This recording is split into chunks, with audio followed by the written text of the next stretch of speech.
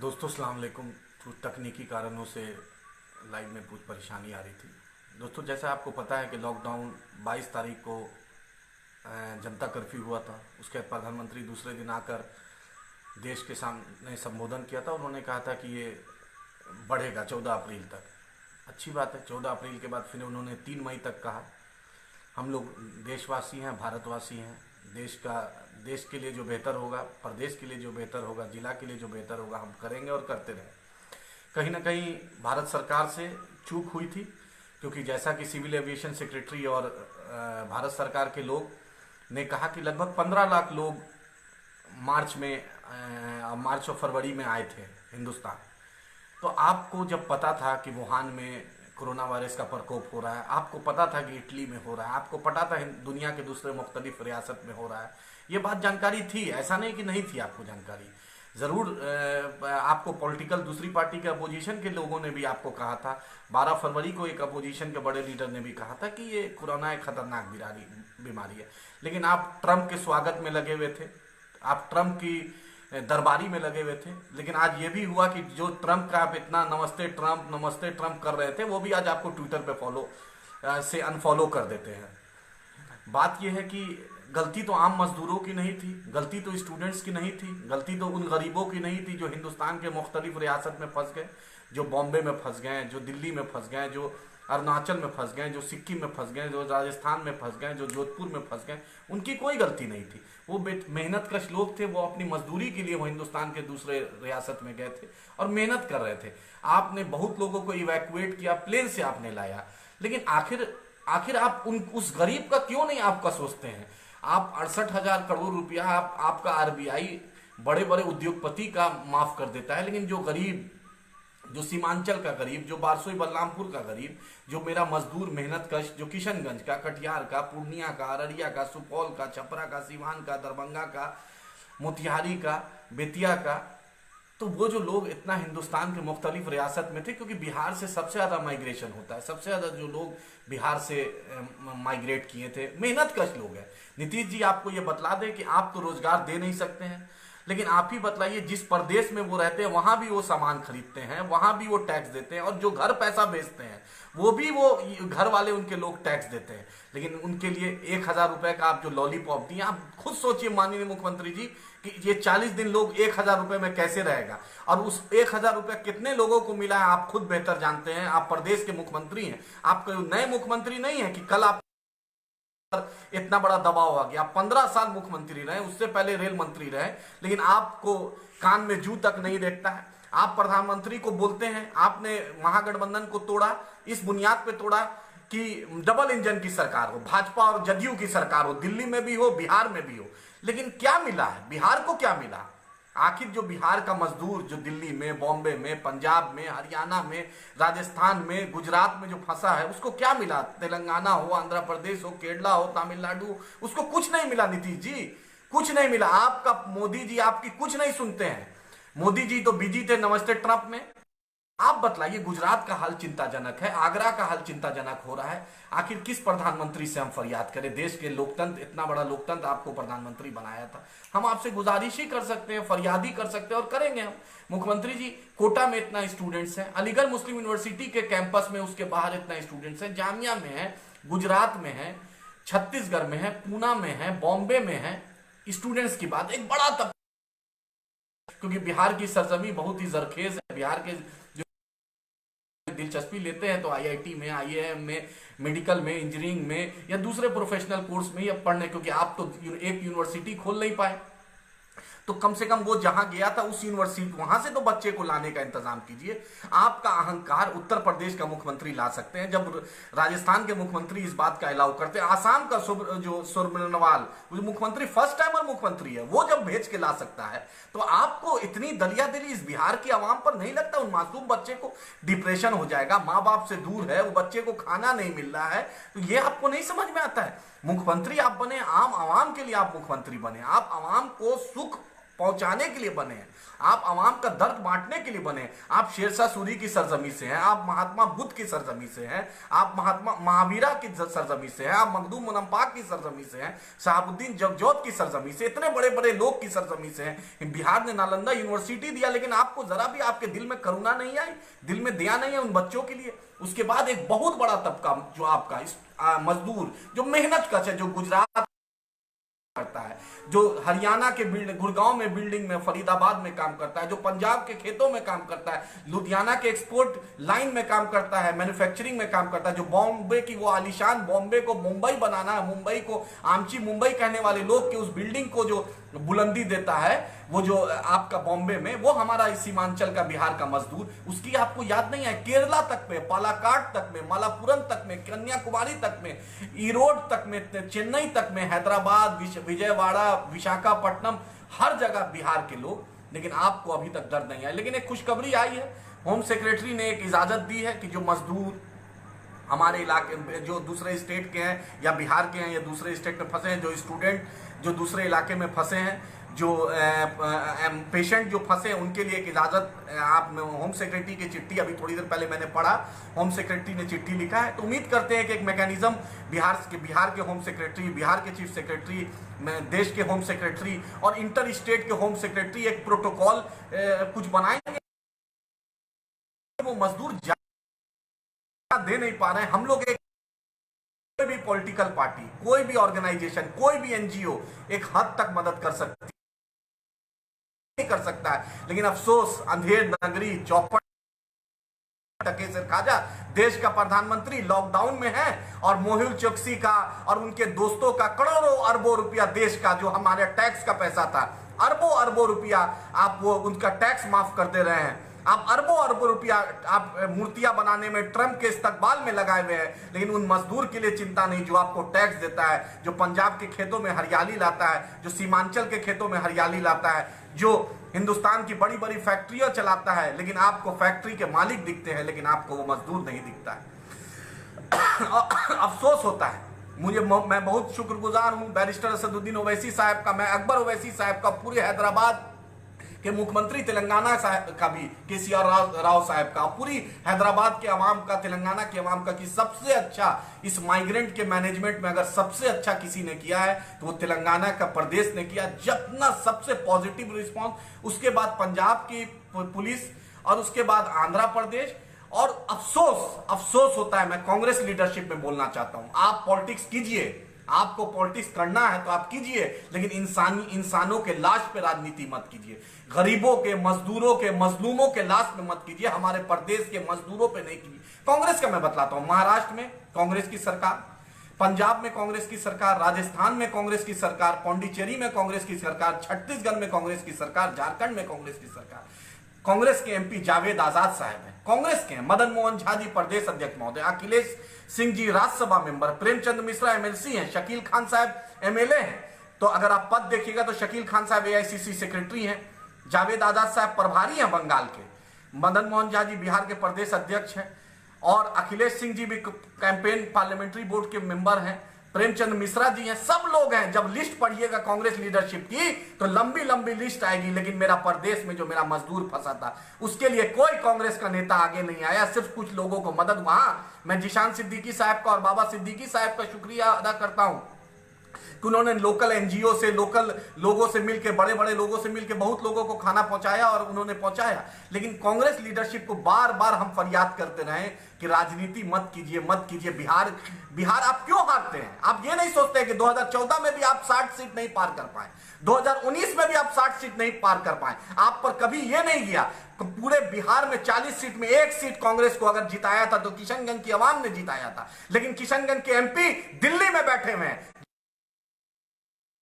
MP आ सकते हैं, जब अररिया के एमपी प्रदीप जोशी जी आ सकते हैं तो जावेद आजाद क्यों नहीं आ सकते हैं? ये देश के सामने सवाल है, ये बिहार की आवाम के सामने सवाल है, ये किशनगंज की आवाम के सामने सवाल है कि जावेद आजाद साहब ऐसा किस लॉकडाउन में फंसे हैं जब वहां का एमपी आ सकता है। आपको किशनगंज की गरीब आवाम ने, गयूर आवाम ने, मेहनत कश आवाम ने जावेद साहब आपको जिताया था। आपको ट्विटर पे कोई टैग करता है सिर्फ मदद के लिए तो आप ट्विटर पे उस टैग को आप ब्लॉक कर देते, उस आदमी को ब्लॉक करते। क्या इसीलिए आप ओत लिए थे, संविधान का ओत लिए थे?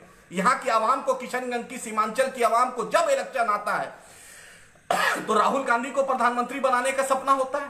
कांग्रेस की सरकार सेकुलरिज्म की सरकार बनाने, आज कहां है वो कांग्रेस के लोग? चाहे कस्बा के एमएलए अशफाक साहब हो, चाहे अररिया के कांग्रेस के एमएलए हो, चाहे कदवा के कांग्रेस के एमएलए हो, चाहे कोड़ा के कांग्रेस के एमएलए हो, चाहे बहादुरगंज के कांग्रेस के एमएलए हो, चाहे किशनगंज के कांग्रेस के एमपी हो, चाहे पूर्णिया में कांग्रेस के लीडर हो, कहां है वो लोग? कहां है पप्पू सिंह जी कांग्रेस के कैंडिडेट किशनगंज? कहां है तारिक अनवर साहब? आपकी तो महाराष्ट्र में सरकार थी, इतना साल महाराष्ट्र से आप 10-2 बार राज्यसभा रहे, क्या शरद पवार को फोन नहीं कर सकते थे तारिक साहब?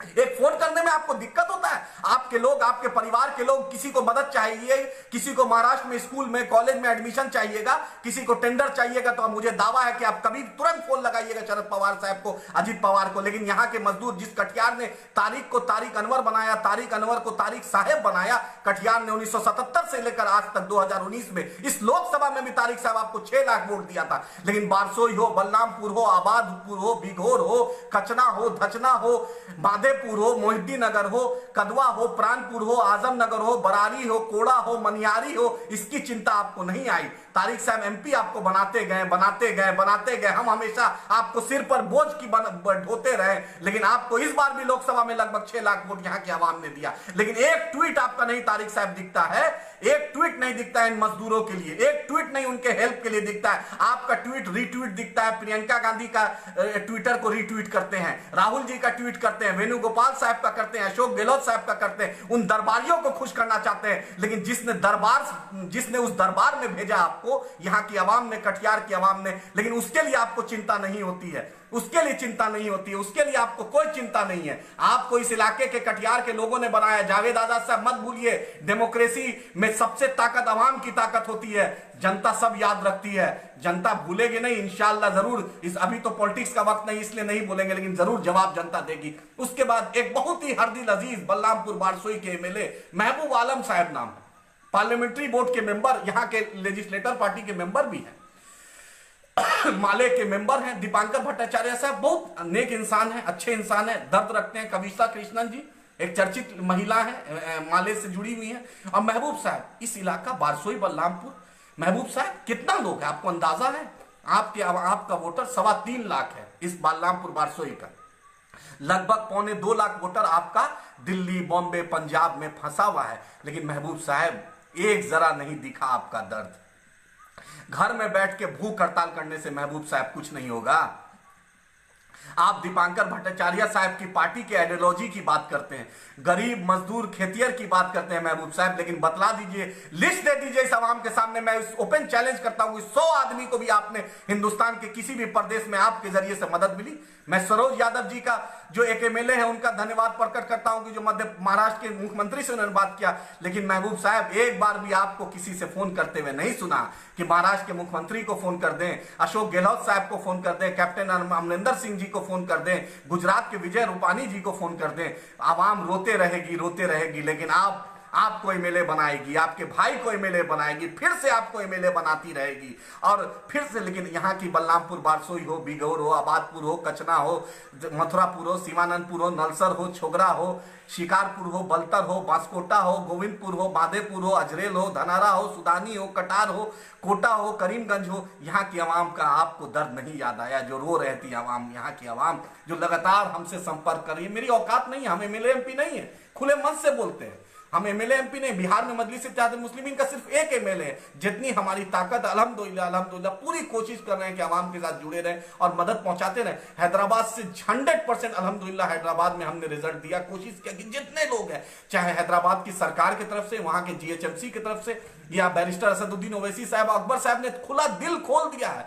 जितना ज्यादा, जितना मदद हो सकती है अल्हम्दुलिल्लाह वो कर रहे हैं। जो मैसेज करते हैं, कल रात में 12:40 में बैरिस्टर असदुद्दीन ओवैसी साहब को किसी ने फोन किया, 60 मिनट के अंदर अल्हम्दुलिल्लाह माजिद मेयर साहब ने उस आदमी, उस शख्स को, पूरी टीम को, 30 लोगों की टीम को पूरा पैकेट पहुंचा दिया। ये मजलिस एक बहुत छोटी जमात है, 7 एमएलए हैं, 2 एमएलसी है, लेकिन हम दिल रखते हैं, हम कोशिश करना चाहते हैं, क्योंकि हमारा इन्नमल आमालु बिन्नियात पे यकीन है, हमें इन्नल्लाह अला कुल्ली शैइन कदीर पे यकीन है, हमें उस रब पर यकीन है कि तुम कोशिश करोगे तो जरूर देंगे। लेकिन अफसोस हुआ इस कांग्रेस लीडरशिप से कि पूरा सीमांचल रोता रहा, लेकिन कांग्रेस लीडरशिप आगे नहीं आई। जावेद आजाद साहब याद रखिए, ट्विटर में ब्लॉक बहुत आसान है, लेकिन जनता जब ब्लॉक करती है तो अच्छे अच्छे को करती है। आप जिस पार्टी से आते हैं उस पार्टी को लगातार 2014 और 19 में लीडर अपोजिशन का भी दर्जा नहीं मिला।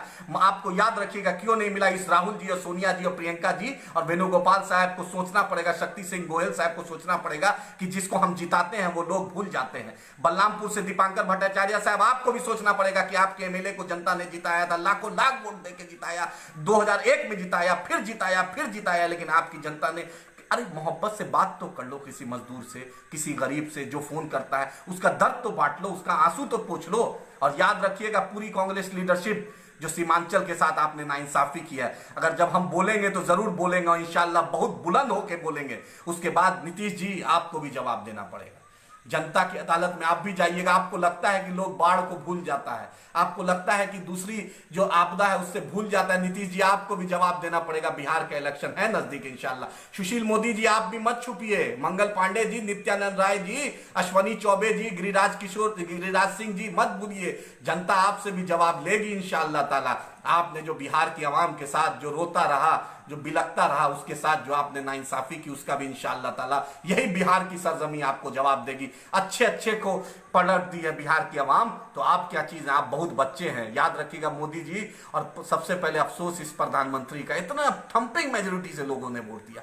इस आपदा के वक्त में आरबीआई माफ कर रहा है, जामिया के एक्टिविस्ट को या दूसरे एक्टिविस्ट को गिरफ्तारियां हो रही है, यूएपीए लगा रहे हैं उस पर। अफसोस ये यूएपीए भी कांग्रेस की देन थी, भाजपा इसको आगे ले जा रही है। मैं नीतीश जी से फिर से यही अनुरोध करता हूं कि आसाम के मुख्यमंत्री से कुछ सीख लीजिए, छत्तीसगढ़ के मुख्यमंत्री से कुछ सीख लीजिए। आप योगी आदित्यनाथ बगल में उत्तर प्रदेश के मुख्यमंत्री से कुछ सीखिए कि कैसे अपने बच्चे को, अपने मजदूर को लाने के लिए कम से कम दिल तो बढ़ाया, कोशिश तो किया, लेकिन मेरे परम आदरणीय मुख्यमंत्री जी को फुर्सत नहीं थी। एक बात और आपको बोलना चाहेंगे कि आप उसके बाद आप देखते हैं एक बहुत बड़े एक कम्युनिस्ट पार्टी के एक बहुत नेशनल एग्जीक्यूटिव के नेता हैं जिनका नाम है लापता कुमार, बेगूसराय से आते हैं। मुझे समझ में नहीं आया, जब 27 फरवरी को एनआरसी सीए पर जब रैली हुई तो लापता कुमार ने बहुत बड़ी रैली की और सबसे ज्यादा मुसलमानों ने उस पर भागीदारी। उस वक्त भी मैं बोलता था कि सिर्फ ये लापता कुमार सिर्फ ठगने का काम करेगा। बतला दीजिए 27 फरवरी के बाद दिल्ली में दंगे हुए, ये लापता कुमार नहीं दिखा। उसके बाद इस आपदा में इस लापता कुमार का एक भी मदद आपने नहीं देखा। मैं बिहार की आवाम को और बेगूसराय की आवाम को और पूरे प्रदेश की आवाम को और जो नौजवान आंख बंद करके, चाहे भीम आर्मी के चंद्रशेखर आजाद हो, चाहे लापता कुमार हो, जो आंख बंद करके जो आप मदद अंधा भक्त हो जाते हैं, आप सोचते हैं कि मुसलमानों का, दलितों का रहनुमा है, कोई रहनुमा नहीं, सब मतलब के यार है। याद रखिएगा, मैं सीमांचल की आवाम से बोलता हूं कि आपने हमें इख्तिदार नहीं दिया। आपने मास्टर मुजाहिद को इख्तिदार दिया, आपने नौशाद आलम को इख्तिदार दिया, आपने जावेद आजाद को दिया, आपने महबूब आलम को दिया, आपने आदिल हसन को, अख्तरुल ईमान साहब को नहीं दिया, लेकिन हम खड़े हैं आपके लिए। चाहे तेलंगाना में कोई मसला हो, आज किशनगंज में इजहार अशफी साहब और पूरी टीम एमआईएम की जितनी मजबूती से आज रिलीफ का भी काम करी। हमारा हद दायरा एक एमएलए सिर्फ है, हम 243 में सिर्फ एक एमएलए हैं। लेकिन याद रखिएगा, जब तारीख गवाह है, जब तारीख लिखाएगी तो 16 मार्च को अगर सबसे पहले कोरोना में पूरे बिहार में सबसे पहले किसी ने डीएम को और सीएम को लिखा था, उसका नाम अख्तरुल ईमान साहब था। और मैं उस डेलीगेशन में जिला पदाधिकारी डॉक्टर आदित्य प्रकाश साहब के गया था, इश्तियाक साहब मेरे पार्टी के ज्वाइंट सेक्रेटरी गए थे, हम लोग गए थे। अब बोले थे कि कोरोना बहुत बड़ी आपदा आएगी, क्योंकि बैरिस्टर असदुद्दीन ओवैसी साहब ने हमें बतलाया था कि इस पर अलर्ट रहिएगा, आवाम के बीच रहिएगा, आवाम को मदद पहुंचाने के लिए रहिएगा। बैरिस्टर साहब ने हमें कहा था, हम जिला पदाधिकारी महोदय के अख्तरुल ईमान साहब साथ में गए थे और हमें लेके गए थे, हमने उसी दिन बोला था। लेकिन आज सीमांचल का हाल है वही हाल है जो वो है। मैं तमाम तब भी सीमांचल, कटिहार हो, पूर्णिया हो, अररिया हो, किशनगंज हो, बिहार वासी हो, लॉकडाउन का पालन कीजिए। ये लॉकडाउन, ये आपदा है, इसको हिम्मत से लड़ के रहेंगे, इंशाल्लाह हम लोग जीतेंगे और हिंदुस्तान फिर से पटरी पे चलेगा, फिर से भारत की वही उन्नति तरक्की होगी जरूर। ये 40-45 दिन संकट का दिन है, ये संकट का दिन है, इस संकट के दिन में हम मिल के रहेंगे। मैं माननीय दुलाल चंद गोस्वामी हमारे सांसद महोदय से भी बोलते हैं कि जो मैकेनिज्म उन्होंने आज अपने फेसबुक में माननीय सांसद ने डाला है कि जो होम सेक्रेटरी का उन्होंने चिट्ठी का हवाला दिया है, तो जल्द से जल्द जिला पदाधिकारी कटिहार, जिला पदाधिकारी पूर्णिया, किशनगंज, अररिया और बिहार के होम सेक्रेटरी, चीफ सेक्रेटरी से सांसद महोदय आप बात कीजिए। और जो मैकेनिज्म है, जो बिहार का मजदूर या बिहार का स्टूडेंट जो पंजाब में है, जो हरियाणा में है, जो गुजरात में है, जो महाराष्ट्र में है, जो आंध्र प्रदेश में है, विजयवाड़ा में है, केरला में है, तमिलनाडु में है, कन्याकुमारी में है, कश्मीर में है, सिक्किम में है, आसाम में है, लखनऊ में है, मेरठ में है, गाजियाबाद में है, फैजाबाद में है, फरीदाबाद में है, उदयपुर, जयपुर में है, बड़ौदा में है, अहमदाबाद, गांधीनगर, पाटन में है, तमाम जो इलाका है, छत्तीसगढ़ का बिलासपुर, इंदौर में है। मैं माननीय सांसद दुलार चंद गोस्वामी जी से भी अनुरोध करता हूं कि होम सेक्रेटरी से इस मुद्दे पे बात करें, नीतीश जी से बात करें क्योंकि आप उसी पार्टी के एमपी हैं, उनसे भी बात करें और इस मामले को हल करवाएं। फिर से हम मिल के करना चाहेंगे, हम जरूर इस आपदा में बिहार सरकार के भी साथ है, भारत सरकार के साथ है, लेकिन जब दर्द छलकेगा, जब परेशानी आएगी तो हम अपनी बात आवाम के बीच रखेंगे, हम आवाम के बीच रखेंगे। फिर से दीपांकर भट्टाचार्य महोदय से अनुरोध है कि अपने माननीय विधायक को बोलिए कि कम से कम प्रशासन से कोऑर्डिनेट करके जितने भी हमारे लोग हैं उनको 1,000 रुपया अकाउंट में कम से मिले। तारिक अनवर साहब, जावेद साहब, मदन मोहन जी, शकील अहमद खान, पूनम पासवान जी और अशफाक साहब, बहादुरगंज एमएलए तौसीफ साहब, प्रेमचंद मिश्रा जी, अखिलेश जी, शक्ति सिंह गोहिल साहब, तमाम कांग्रेस के बड़े बड़े सम्मानित लीडर से आपसे फिर से हाथ जोड़कर अनुरोध है कि कांग्रेस शासित राज्य में हमारे लोगों को खाना पहुंचवाइए, हमारे लोगों को आने का इंतजाम कीजिए। बहुत संकट में है, बहुत संकट में है। आपको सुशील मोदी जी हैं, नित्यानंद राय जी हैं, मंगल पांडे जी हैं, रविशंकर प्रसाद साहब है, पूरी टीम। आपसे भी अनुरोध है कि बिहार सरकार का मदद कीजिए, बिहार के लोगों को मदद कीजिए। आपसे यही अनुरोध है। मैं चिराग पासवान जी से भी, लोजपा के राष्ट्रीय अध्यक्ष से भी अनुरोध करता हूं कि बिहार सरकार की मदद करवाइए और पूरे प्रदेश में, जो पूरे हिंदुस्तान में जो गरीबों के पेट में अन्न चाहिए, गरीब जो मजदूर खाना दीजिए, उसको पानी दीजिए। वो और ये बहुत ही, ये इससे बड़ा क्राइसिस हिंदुस्तान ने बहुत नहीं देखा है। ये एक तरह का जंग है, इस जंग में हम सब आपके साथ हैं, लेकिन हमारे मदद कीजिए। कांग्रेस लीडरशिप से अनुरोध है कि कांग्रेस प्रदेश में मदद करे, भाजपा लीडरशिप से है कि केंद्र सरकार, बिहार सरकार सब मिलकर पूरा हिंदुस्तान में एक अच्छा मैकेनिज्म बनाए ताकि वो लोग आ जाए, उनको खाना मिले। मैं जदयू लीडरशिप से अनुरोध करता हूं, अपने सांसद महोदय से, नीतीश कुमार जी, अपने सांसद दुलार चंद गोस्वामी जी से, संतोष कुशवाहा जी से, जो भी सीमांचल के सम्मानित एमपी हैं, हमारे एमएलए हैं, और नीतीश जी से, वशिष्ठ नारायण सिंह जी से, संजय झा जी से, अशोक चौधरी जी से सब मिलकर हमारे लोगों को लाएं, क्योंकि ये इलाका बहुत ही गरीब, सीमांचल, कटिहार, पूर्णिया, अररिया, किशनगंज जो इलाका है, ये मजदूर इसने बहुत दिया, मेहनत कश लोग दिया। आज हिंदुस्तान में ऐसा कोई खित्ता नहीं है जो सीमांचल का लोग नहीं है। बलरामपुर बारसोई का नहीं, उसने अपना पसीना जलाया है, उसने मेहनत की है, रोजी रोटी कमाने के लिए वो गए। उनको लाने का प्रबंध कीजिए, उनको खाने का प्रबंध कीजिए। यही आपसे अनुरोध है, हाथ जोड़कर आपसे अनुरोध कर रहे हैं और हम आपके लिए लगे हुए हैं, कोशिश करते रहेंगे।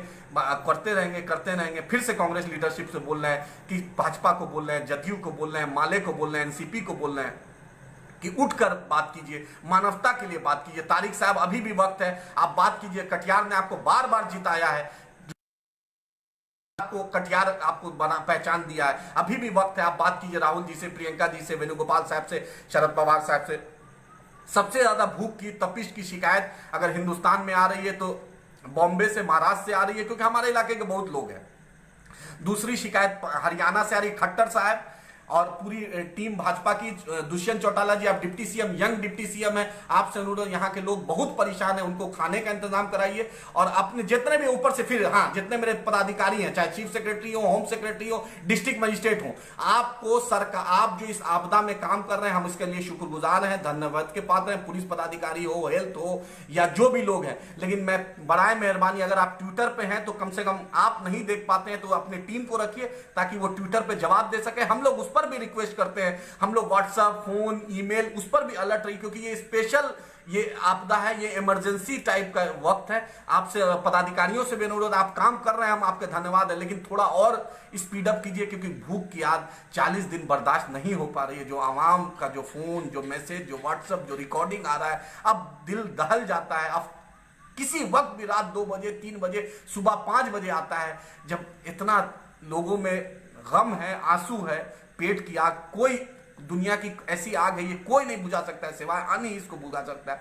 तो आपसे अनुरोध, तमाम सम्मानित लोगों से, तमाम राजनेताओं से, ब्यूरोक्रेट से, पत्रकार बंधुओं से आपसे यही अनुरोध है कि इस संकट की घड़ी में बलरामपुर बारसोई के लोगों को, बिघोर के लोगों को, आबादपुर के लोगों को, कटिहार, पूर्णिया, अररिया, किशनगंज के लोगों को, दरभंगा, सीवान, छपरा के लोगों को, पूरे बिहार के लोगों को, पूरे देश के लोगों को मदद पहुंचाइए और सब लोग मिलकर इंशाअल्लाह ताला इस आपदा से हम लड़ेंगे और फिर से हिंदुस्तान को बुलंदी पे ले जाएंगे, भारत को तरक्की पे ले जाएंगे। नीतीश जी, जरा इस पर अर्जेंट कुछ मैकेनिज्म बनाकर आम आवाम को फैलाइए, हम आपके साथ हैं और इंशाअल्लाह हम आपके साथ रहेंगे। बहुत बहुत शुक्रिया, बहुत बहुत शुक्रिया, धन्यवाद। मीम न्यूज वेब, ताज़ा तरीन खबरों के लिए सब्सक्राइब करें हमारा चैनल।